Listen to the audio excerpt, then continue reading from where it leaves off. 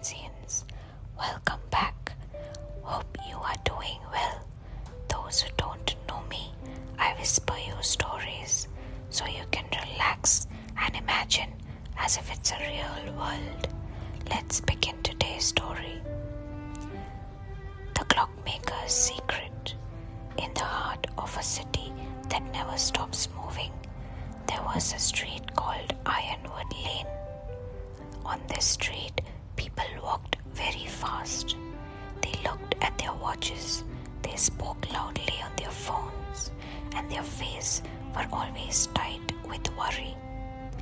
They were like gears in a giant machine, turning and turning, but never getting anywhere.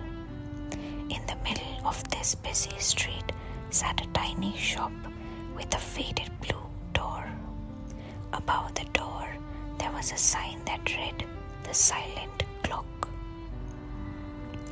Inside the shop lived Mr. Holloway. Mr. Holloway was a clockmaker, but his shop was different from any other. While the rest of the city was filled with the sound of ticking, tick, tick, tick, tick, Mr. Holloway's shop was as quiet as falling snowflake. The weight of the world. One Tuesday afternoon, a young woman named Clara burst through the blue door. She did not walk in, she collided with the room.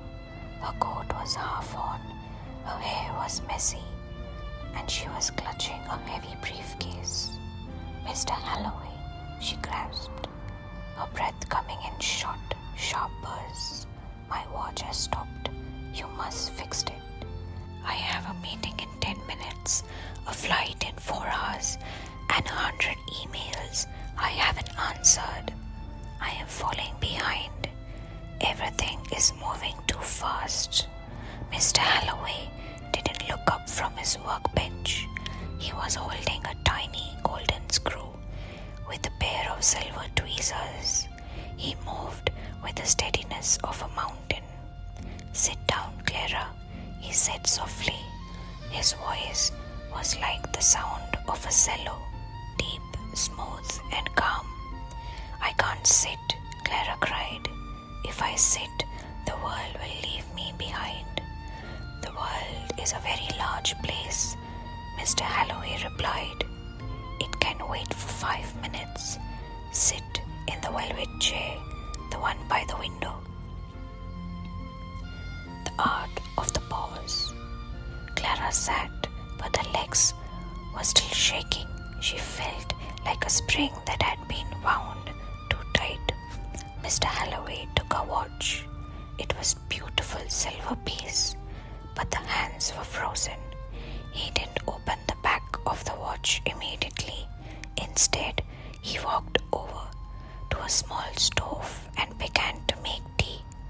The sounds were small and deliberate. Clara watched him. She noticed how he did not rush. He did not try to do 3 things at once.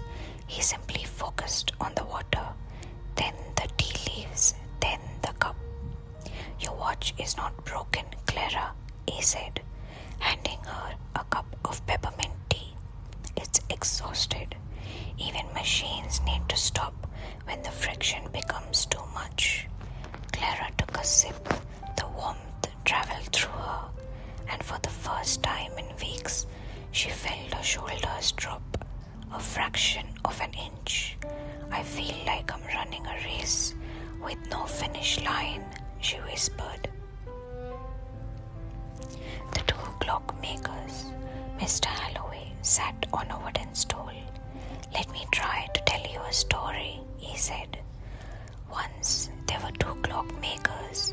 The first one wanted to be the most productive in the world. He worked 20 hours a day. He never stopped to eat, never stopped to sleep, and never stopped to sharpen his tools.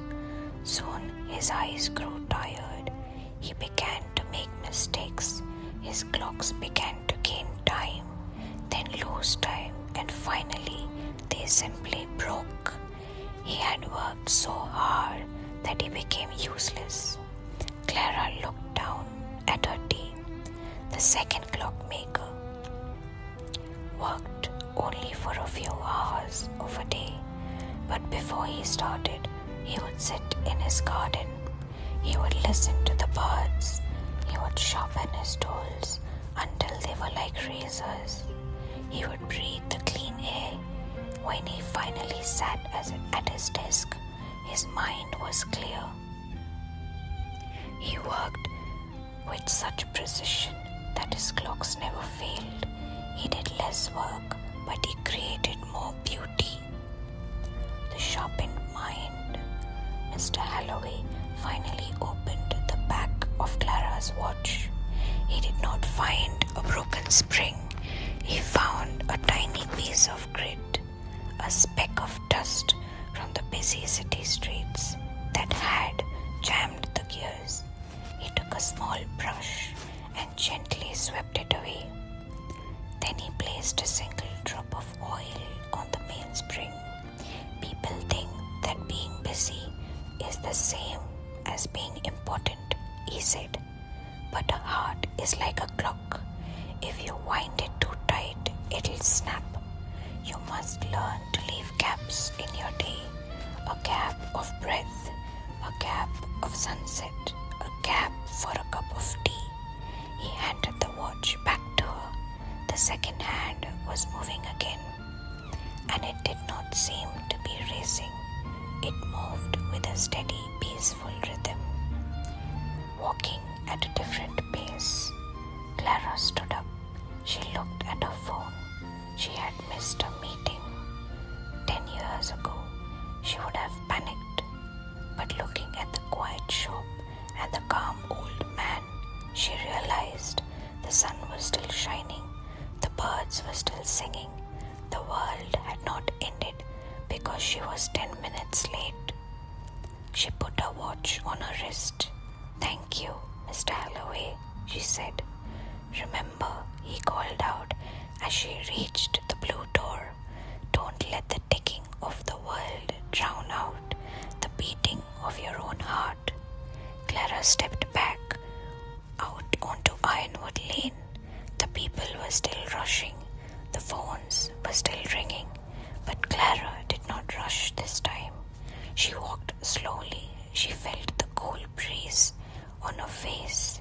She looked at the shapes of the cloud. She wasn't a gear in a machine anymore. She was a human being. And for the first time in a very long time, she was exactly where she needed to be. The end. I hope you enjoyed it.